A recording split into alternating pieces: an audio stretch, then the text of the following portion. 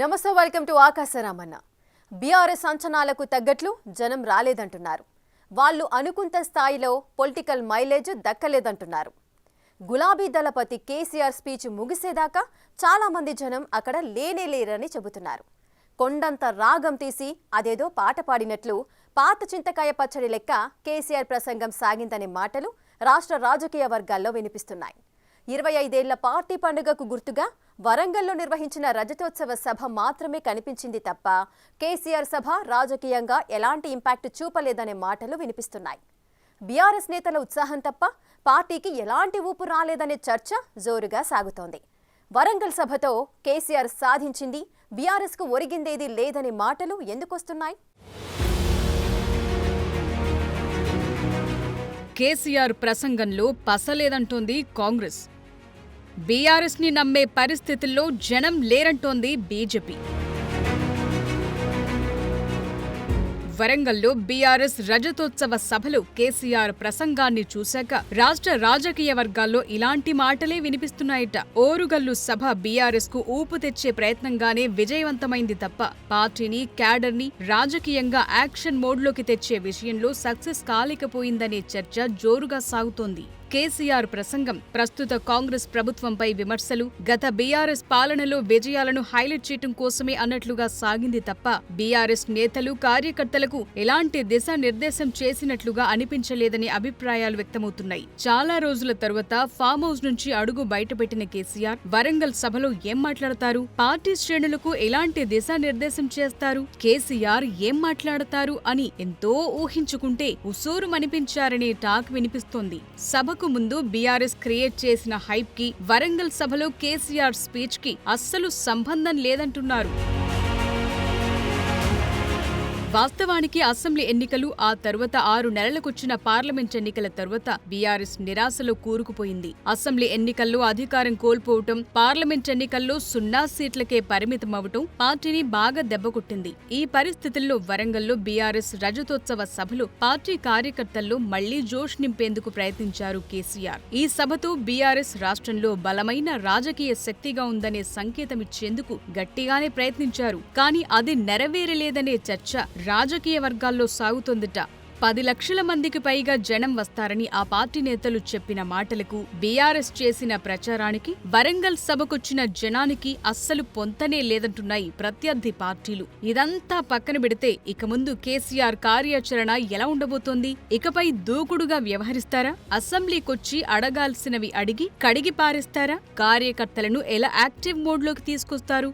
నాయకులకు ఎలాంటి దిశానిర్దేశం చేస్తారు అని అంతా ఎదురు చూశారు. కానీ కేసీఆర్ మాత్రం సింపుల్ గా తేల్చేశారనే ప్రచారం సాగుతోంది. ప్రజలతో నేరుగా సంబంధం ఏర్పరచుకోవాలని, పార్టీని మళ్లీ అధికారంలోకి తీసుకొచ్చేందుకు కృషి చేయాలని కార్యకర్తలకు పిలుపునిచ్చి స్టేజ్ దిగి వెళ్లిపోవటం చూసి అంతా ఆశ్చర్యపోయారు. లక్షలాది మంది కార్యకర్తలను ఒకచోట చేర్చింది ఇది చెప్పటానికేనా అని మాట్లాడుకుంటున్నారు. కనీసం రాబోయే స్థానిక సంస్థల ఎన్నికల్లో బీఆర్ఎస్ శ్రేణులు ఎలా పనిచేయాలి, ఏ విధంగా ముందుకెళ్లాలనే దానిపై దిశానిర్దేశం చేస్తారనుకుంటే దానిపై ఒక్క మాట కూడా మాట్లాడకపోవటం పట్ల ఆ పార్టీ కార్యకర్తలే అసంతృప్తిగా ఉన్నారట.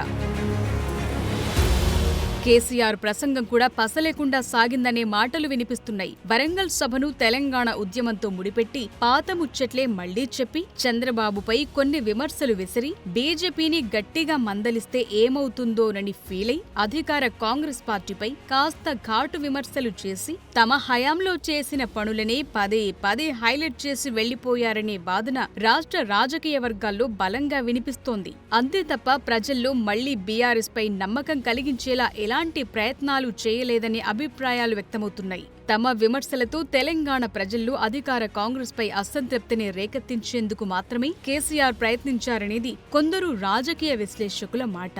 చాలా రోజుల తర్వాత వరంగల్లో BRS Sabha పెడుతుందంటే KCR is back అన్నట్లుగా ఉంటుందనుకున్నారట. కానీ అది బీఆర్ఎస్ రజతోత్సవ సభ కాబట్టి, పార్టీ అధినేతగా తాను ఓ 4 ముక్కలు మాట్లాడాలి కాబట్టి తన వంతుగా ఓ 4 మాటలు మాట్లాడేసి వెళ్లిపోయారనే చర్చ సాగుతోంది.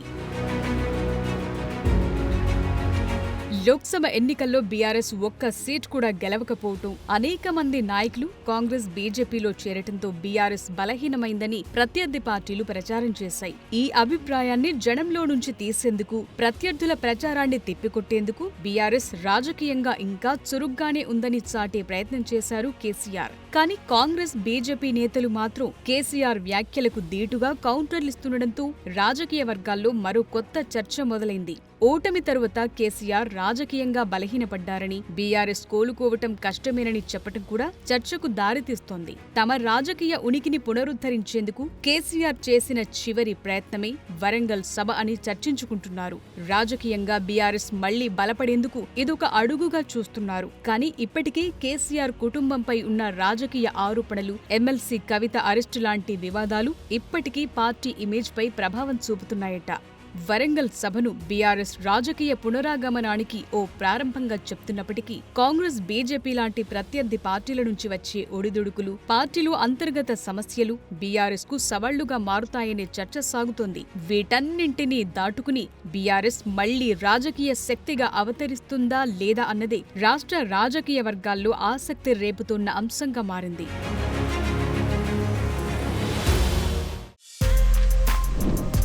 For more videos like this, subscribe Big TV channel.